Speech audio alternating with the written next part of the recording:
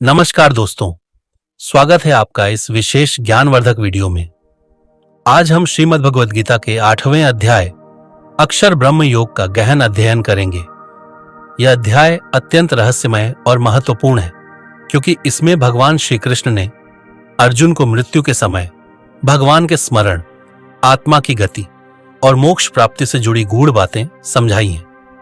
यह अध्याय हमें जीवन और मृत्यु के गहरे रहस्यों को जानने का अवसर देता है और यह बताता है कि मृत्यु के समय हमारा मन और चित्त किस अवस्था में होना चाहिए ताकि हम मोक्ष प्राप्त कर सकें।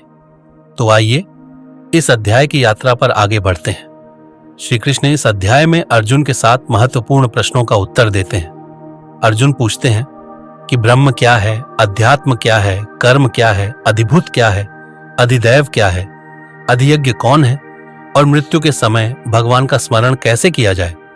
इन प्रश्नों का उत्तर भगवान अत्यंत सरल और स्पष्ट रूप से देते हैं ताकि न केवल अर्जुन बल्कि समस्त मानवता इससे लाभान्वित हो सके।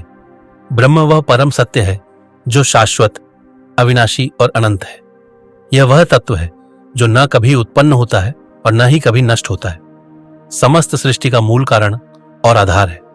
वेदों में ब्रह्म को सच्चिदानंद स्वरूप बताया गया है। सत्य अर्थात शाश्वत सत्य, चित अर्थात पूर्ण ज्ञान और आनंद अर्थात अनंत सुख। ब्रह्म सृष्टि के निर्माण से पहले भी था और सृष्टि के विनाश के बाद भी रहेगा। अध्यात्म आत्मा का स्वरूप और उसका परमात्मा से संबंध है। यह आत्मा को जानने और अपने वास्तविक स्वरूप को समझने की प्रक्रिया है। शरीर नश्वर है लेकिन आत्मा अमर और अविनाशी है। अध्यात्म का अर्थ है आत्मा की यात्रा को समझना, संसार के मोह से ऊपर उठकर परमात्मा की ओर बढ़ना और अपने जीवन को उच्च चेतना के स्तर पर ले जाना। कर्म का अर्थ है वह क्रिया जो संसार में जन्म और गति का कारण बनती है। कर्म 3 प्रकार के होते हैं, सात्विक, राजसिक और तामसिक।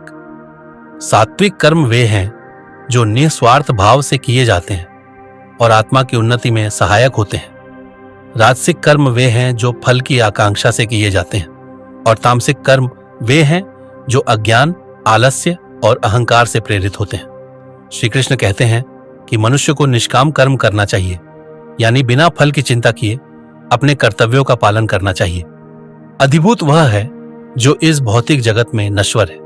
पृथ्वी, जल, अग्नि, वायु, आकाश, हमारा शरीर और समस्त सांसारिक पदार्थ अधिभूत के अंतर्गत आते हैं। ये सब नष्ट हो जाते हैं, इसलिए इनमें आसक्त होने से व्यक्ति जन्म मृत्यु के चक्र में बंध जाता है। अधिदैव देवताओं और ब्रह्मांडीय शक्तियों से संबंधित है। सूर्य, चंद्रमा, इंद्र और अन्य देवता जो प्रकृति का संचालन करते हैं वे अधिदैव के अंतर्गत आते हैं। इनका प्रभाव हमारी चेतना और कर्मों पर पड़ता है, लेकिन जो व्यक्ति परमात्मा को समझ लेता है वह इन देवताओं से भी परे चला जाता है। अधियज्ञ स्वयं भगवान श्री कृष्ण है। वह सभी यज्ञों के भोक्ता और पालक हैं। वे कहते हैं कि जो भी यज्ञ, पूजा या साधना की जाती है उसका अंतिम लक्ष्य भगवान को प्रसन्न करना होना चाहिए। जब व्यक्ति अपने समस्त कर्म भगवान को समर्पित कर देता है तो वह सांसारिक बंधनों से मुक्त हो जाता है। मृत्यु के समय भगवान का स्मरण कैसे किया जाए, यह गीता का सबसे महत्वपूर्ण प्रश्न है।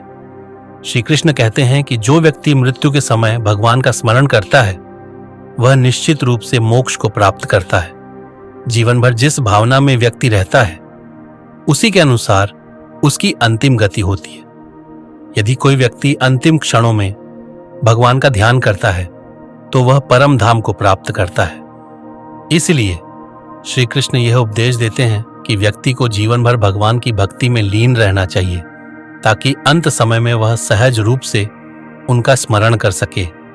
जो व्यक्ति AUM का उच्चारण करता हुआ प्राण त्यागता है वह ब्रह्मलोक को प्राप्त करता है और वहां से भी आगे परमात्मा की शरण में जाता है।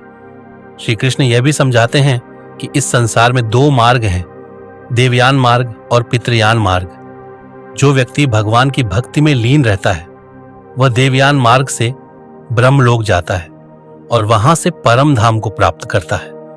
जो व्यक्ति सांसारिक कर्मों में लिप्त रहता है वह पितृयान मार्ग से पुनर्जन्म के चक्र में लौट आता है। इस अध्याय का मुख्य संदेश यह है कि मृत्यु का क्षण ही जीवन की सबसे महत्वपूर्ण परीक्षा है। यदि उस समय व्यक्ति का मन ईश्वर में लगा हो तो वह निश्चित रूप से मोक्ष प्राप्त कर सकता है। इसके लिए जीवन भर साधना और भक्ति आवश्यक है। मनुष्य को अपने कर्मों को भगवान को समर्पित करना चाहिए, सांसारिक वस्तुओं में आसक्त नहीं होना चाहिए और अपने अंतःकरण को शुद्ध रखना चाहिए। तो दोस्तों, आज हमने गीता के 8वें अध्याय अक्षर ब्रह्म योग का गहराई से अध्ययन किया। यह अध्याय हमें सिखाता है कि ब्रह्म क्या है, आत्मा का वास्तविक स्वरूप क्या है, कर्म किस प्रकार किया जाना चाहिए और मृत्यु के समय भगवान का स्मरण किस प्रकार मोक्ष का द्वार खोल सकता है। यदि हम अपने जीवन में भगवान की भक्ति और अध्यात्म को स्थान दें तो हम जन्म मृत्यु के चक्र से मुक्त हो सकते हैं। आशा है कि यह चर्चा आपको ज्ञानवर्धक लगी होगी। यदि आप गीता के अन्य अध्यायों पर भी विस्तृत जानकारी चाहते हैं तो हमें कमेंट में बताएं। इस वीडियो को लाइक करें, अपने मित्रों के साथ साझा करें और हमारे चैनल को सब्सक्राइब करना न भूलें, ताकि आपको आध्यात्मिक ज्ञान से जुड़े और भी अद्भुत वीडियो मिलते रहे। फिर मिलेंगे एक नए विषय के साथ। तब तक के लिए हरि ओम तत्सत।